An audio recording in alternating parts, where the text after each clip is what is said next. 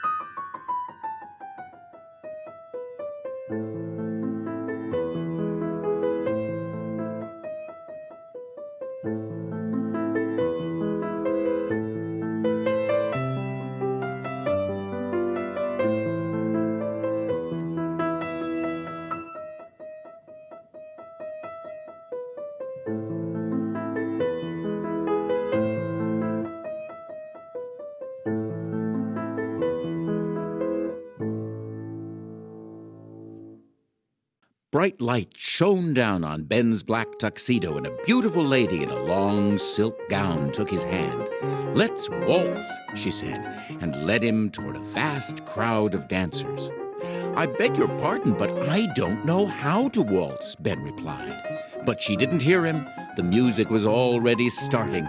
They were swept away, twirling and laughing, dancing with the rhythm. Ben caught on quickly and soon found himself having a wonderful time. He wasn't exactly sure how all of this was happening, but he was loving every minute as he danced to the sounds of the great, minute waltz.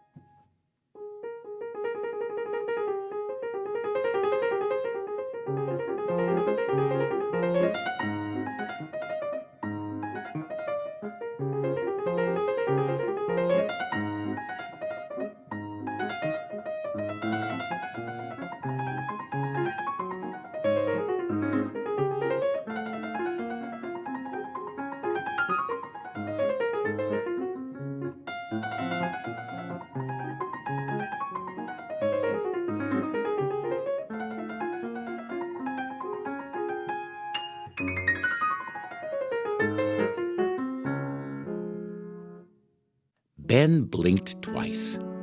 Once his eyes adjusted to the darkness, he found himself back in his very own room, holding the music box on his lap.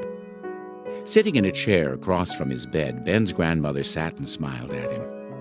"Well, my dear," she asked, "what did you think of our little music box?" Ben hardly knew how to respond. "Grandmother, it was incredible. It was so much more than just a music box. It was the best birthday present you've ever given me." Ben's grandmother stood up and came to sit next to him. "My dear, for your birthday this year, I wanted to give you something truly special, something you could carry with you forever. And from now on, whenever you hear music, all you'll have to do is just close your eyes, and your imagination will take you to worlds you could only dream of. That's the real gift, Ben. Not this old broken box, but the gift and the power of music."